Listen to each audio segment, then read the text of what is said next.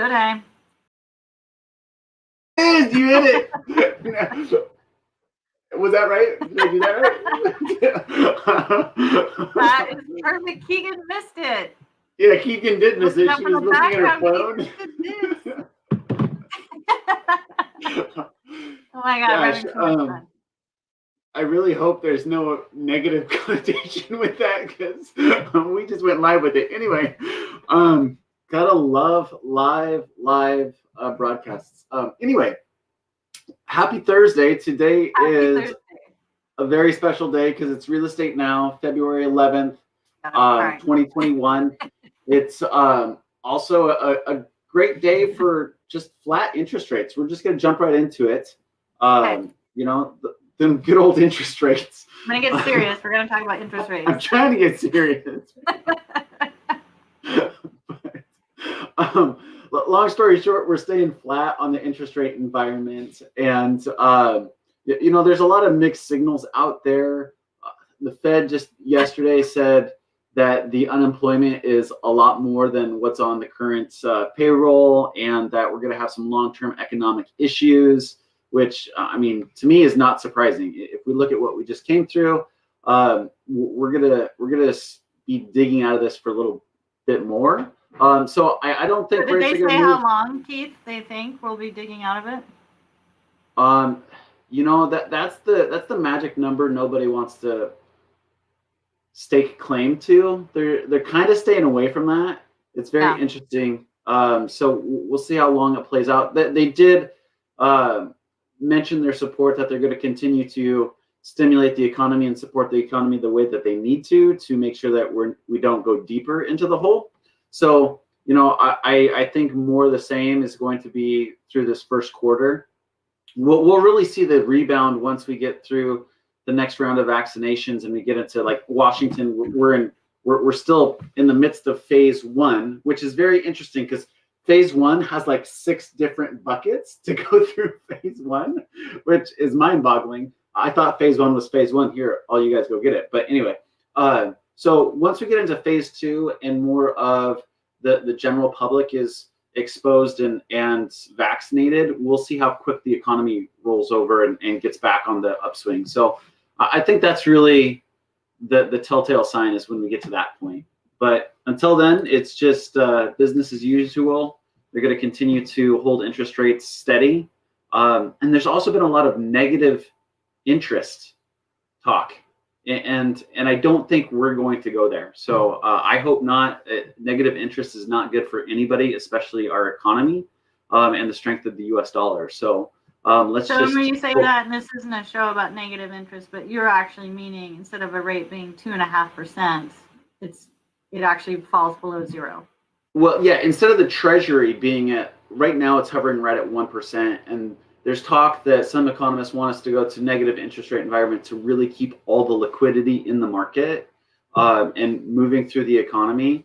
And it would just weaken our dollar, in my opinion. So I hope we don't get there. Negative interest at the government level does not equate to a negative interest mortgage payment. We're not going to pay you to buy a house. So I want to be really clear on that.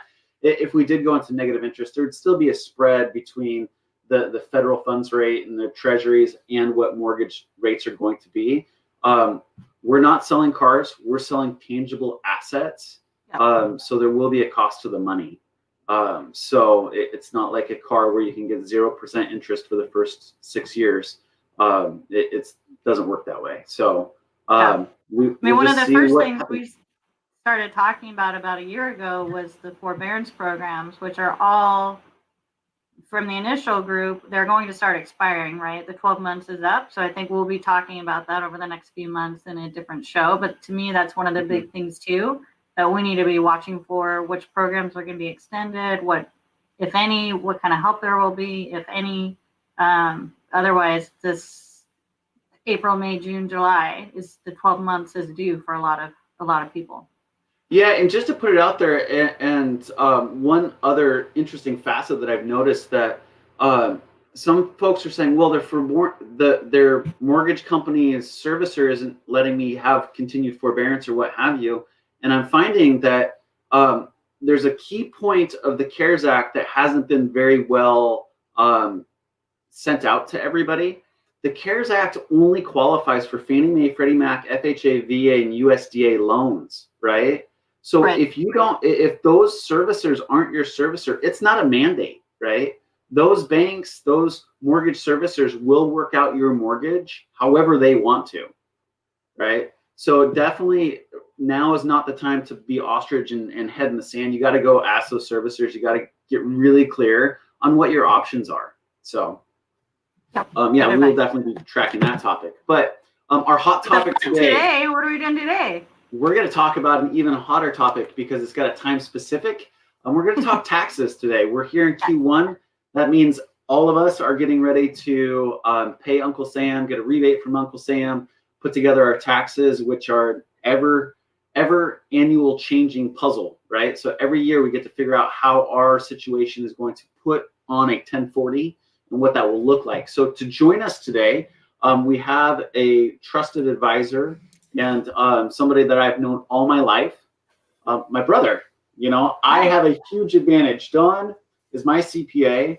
And so whenever I have CPA questions, he doesn't bill me for them. Thank you, Don. It's more of a family thing. But wanted to bring Don on and just talk about what taxes look like this year. There's been some questions on what we can do with retirement vehicles and all that good stuff. So just want to welcome Don to the show. Welcome, Don. Thanks for having me. And seeing as how we're on the topic of family, it's the 11th. So our sister actually has a birthday today, and I want to shout out to Jamie. Happy birthday. Shout out, Jamie. Happy birthday, Jamie. I saw she was hoping for snow, so hopefully she got some snow. No, I don't think she got some snow this morning. No? Maybe I did talk to her this morning to wish her a happy birthday, and she told me that she dropped her phone in a full bowl of water this morning. So she's kicking that birthday off right. Hey. Woohoo. Awesome. So, right on. Well, Don, we talked about a couple questions earlier via email yesterday, but let's jump into it. Tax time is upon us. Yeah. Right now, sitting at February 11th, corporate taxes have to be in. Is that correct? So pass-through entities, their deadline is the 15th of March. So your S corps, your 1065s, anybody who's a anybody who's a true tax-paying entity, for the most part, the general rule is April 15th. That'll be your C corps, and 1040s, your personal taxes. Gotcha. Awesome. So there was no. Did I hear rumor that there was a kickback on when you had to file your taxes, or was that for 2020? Was that still? That's so 2020, Keith. That was so last year, or at least, or at least there is currently no plans to extend the deadlines. Not saying that there won't be a change, but as of right now, status quo. Gotcha. Cool. So start filing. So is the IRS open to take personal taxes now? Maybe that's what I heard.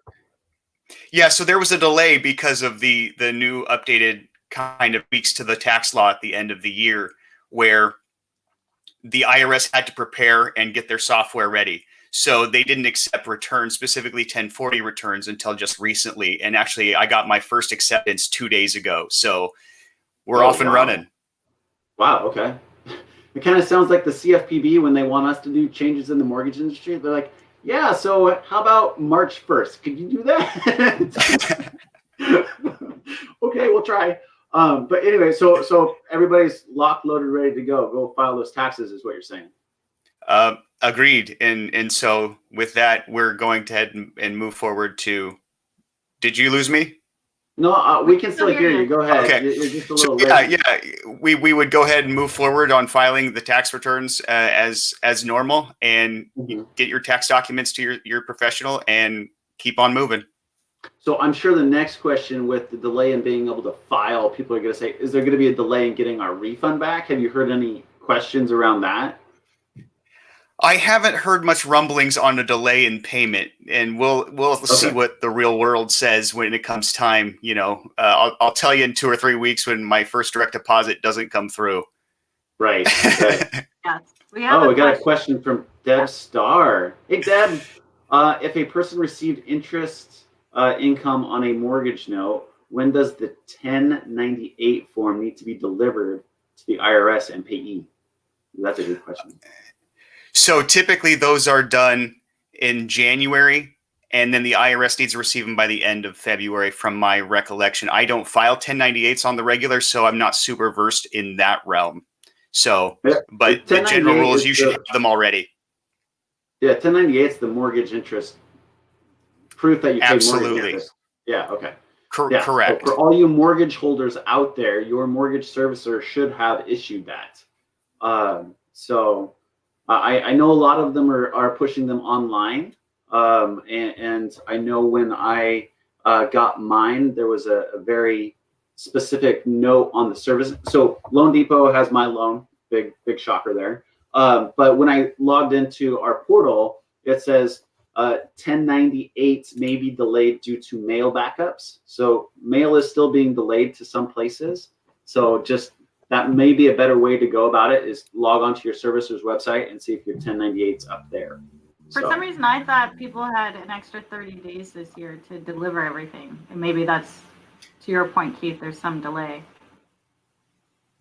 Maybe. Not just mortgage statements, like everything. I thought there was a 30-day delay. Possibly. So let's talk about, I mean, Deb Starr set this up perfectly. We did want to talk about deductions. And, you know, one reason why people buy a house is the mortgage interest deduction, which tell us a little bit about what that deduction is and how applicable is it in today's market, Don?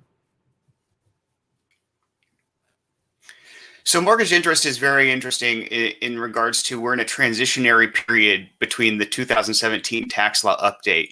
So if you previously had a mortgage that you had prior to 2018, technically the 15th of December on the day 2018 for drill, you could potentially deduct mortgage interest on acquisition of a home up to $1 million. So the interest that was generated on $1 million loan, you could deduct all of it on your personal tax. And then equivalent, and also on top of that, if you had a secondary equity line of credit that you used for whatever you wanted, for buying a car, doing whatever, going on a trip, you could deduct up to $100,000 of that interest and also put it on your tax return as a deduction. So the tax law changed in 17. So now acquisition is only $750,000 of interest, that of a loan amount where you can have interest deducted from it. And the equity is gone. So if you take cash out at any point in time, you will, in theory, not get any deduction for the increase of loan amount. Even if your original loan amount was under the 750, so say it was 400 and you took 100 out, does that count? Correct. So let's just say for drill, I bought a $400,000 house in your scenario, and then I paid it down to 300, and then I took out a new $400,000 loan. I still lose that $100,000, period. Because I paid down the original loan that you used to acquire the house. Okay. Gotcha. So that's a pretty detailed 1098 then? Is that how that would show up? How would a taxpayer know what they should be qualifying for and what they shouldn't be qualifying for? Well, this is where your tax professional comes into play, because there's a date that usually is on the 1098 that says when your loan started. Okay. And when it originated. And with that being said, the analytics are such that if we have interest over X amount, if normal interest rate, the IRS will kind of flag you as you're taking excess interest. And then also there usually with that comes a statement of what the loan amount was at the prior beginning of the year. Okay. And so it gets issued that. And so every year those 1098 and the IRS will see that we have either income loan amount, we've paid it off, or what have you. And so with that, your tax professional will have to use those same analytics to keep inquiring about your situation, probably ask you for a closing statement for your refi, and then we'll have to prorate the interest accordingly. So that's where you can get in trouble if you're going to be under audit. Wow. So in short, hire a good professional. Yeah. Amen. So if we're talking about audits, everyone working currently probably at the home office, which in the past might have been a red flag to call out a home office. But now we have, to your point, Don, before the show started, I have 3 kids schooling online right now. I'm in a home office. They have mini offices set up all over the house. What are we allowed to write off this year when your house became a school and your office? Well, that really truly depends. Are you a W-2 employee? I am, yes. If we're talking about me, yes. You're toast. You don't get any deduction because the 2017 tax law, the 2017 tax law eliminated employee expenses on your own personal return for those that were not reimbursed. Yep. So now if you are going to claim it on a Schedule C, i.e. you're employed by yourself, that's a little bit different story, where we can take a simplified method of square footage and overall footage of the office that is being used solely for your business.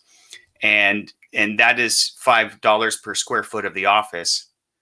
And so with that, we also going to do an expanded method where we prorate all of the expenses of the house and then allocate them to the square footage ratio of your office. So there is definitely some mechanics to that particular situation.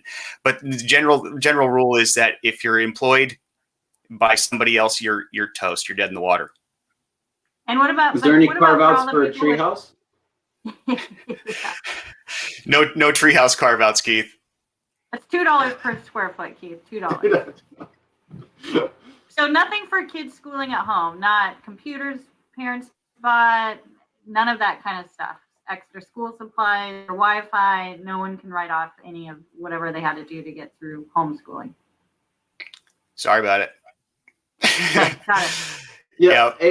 And Don, I know it's speculation, but those are all points that are being talked about and discussed right now in the new CARES Act 2 or whatever they're going to call it. I mean, those wouldn't have impact in 2020, right? They would only be impacting our 2021 taxes.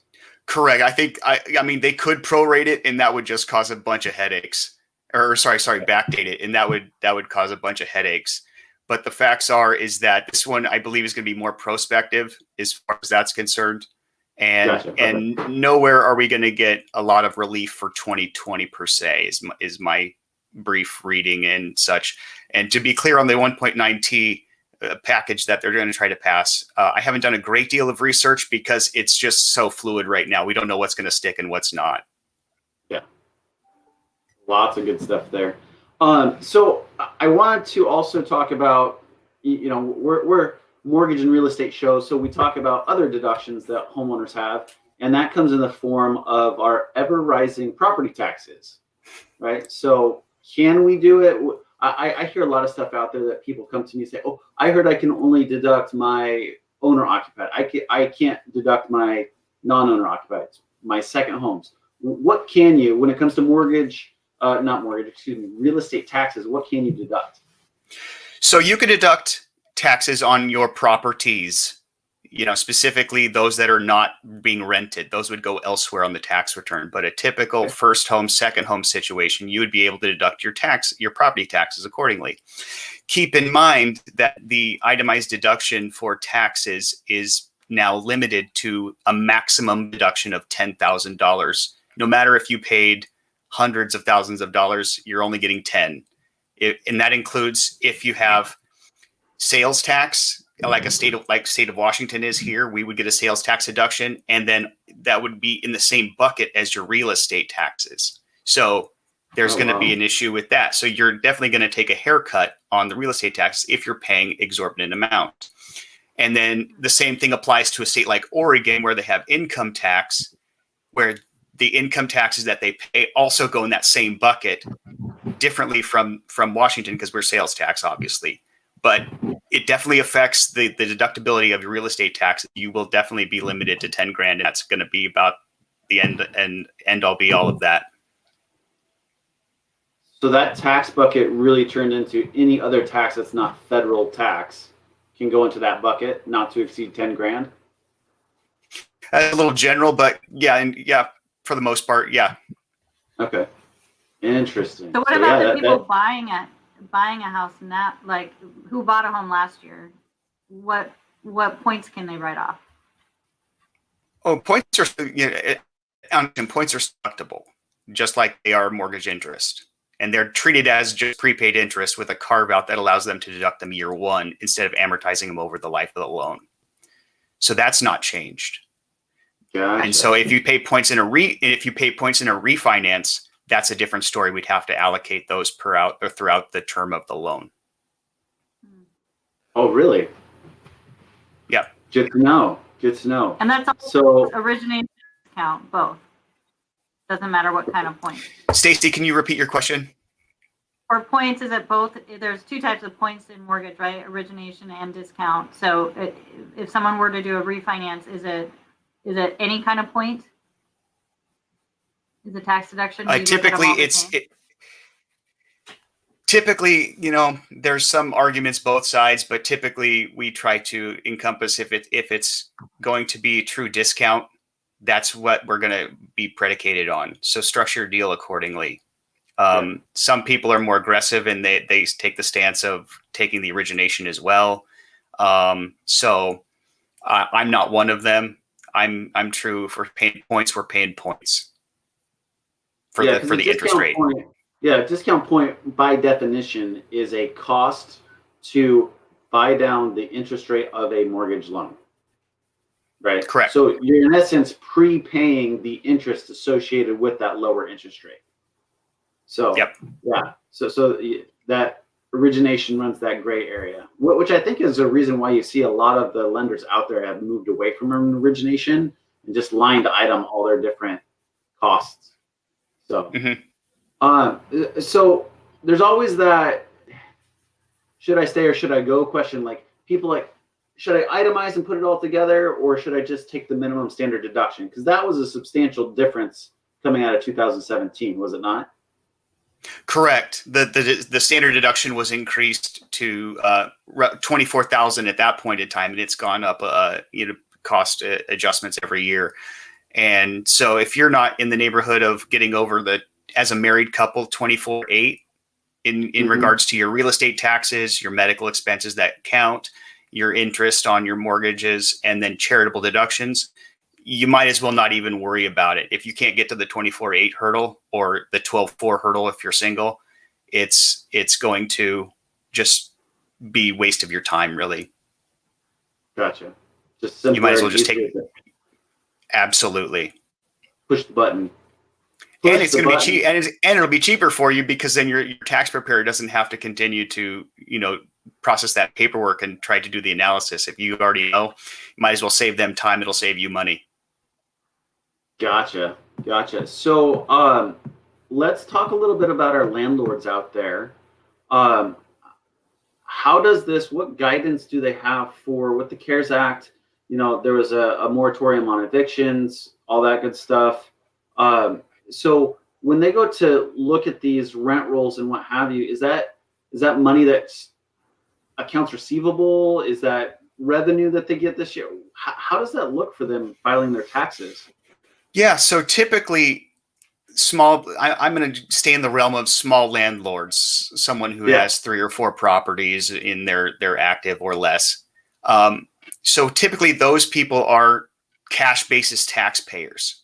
So if they receive cash, they don't pay the cash. It doesn't go on their tax return. Gotcha.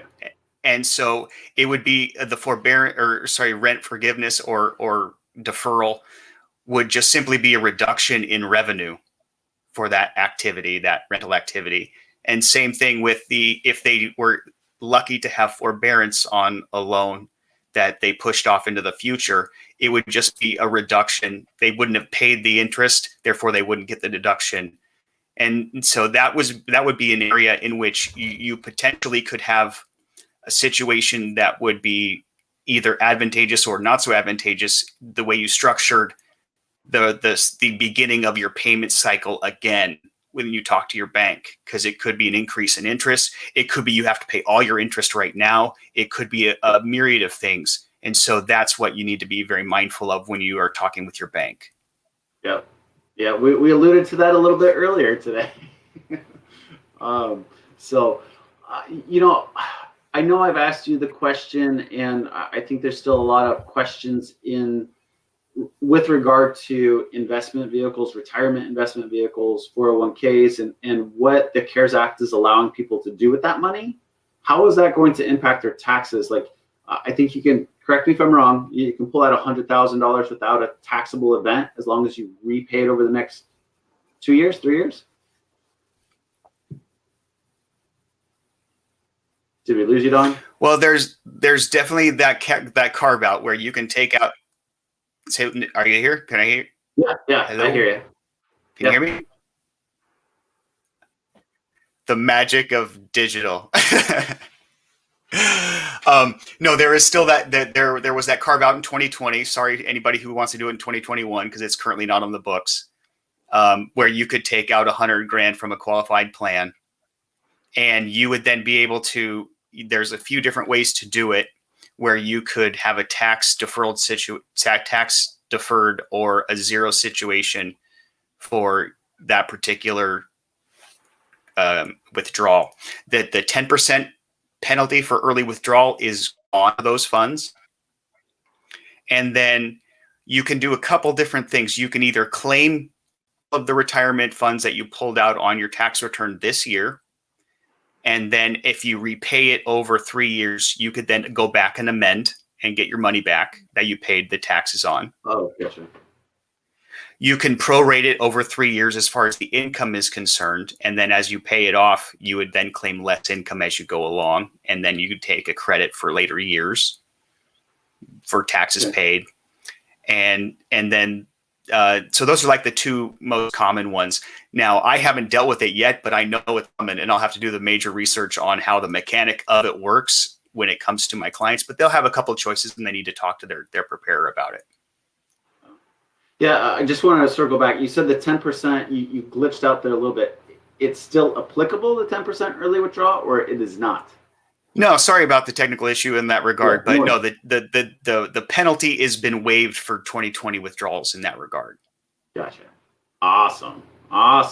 So what they wanted to do was they wanted to allow people to have access to money and not put a hurdle in front of them, such as that. They wanted people to have funds so that they could keep the economy going and live and not completely be, SOL.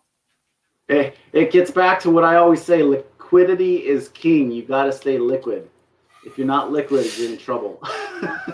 Yeah. So, specifically, I mean, I know I have a client that has taken those funds because of the fact they needed a new roof on their house, and they were out of work, and it was perfect situation for them. And I said, go for it. We'll figure it out when it comes time to file. But it definitely falls under that. It's a hardship in this time of COVID. So we did it. So we only have a few minutes left. What do you have? Do you have any top 3 advice to give out to our viewers? Any changes happening that they should know about? There's not a great deal of update that we can go into a great deal of detail right now, but there's a couple changes potentially for the 1.9 trillion Biden package that we're talking about. Is that there might be some potential landlord relief coming with that package. It's not completely codified yet, but there's slated for roughly 30 million of small landlord relief, and I don't know what that looks like yet because obviously it's so new, but there's that's coming through.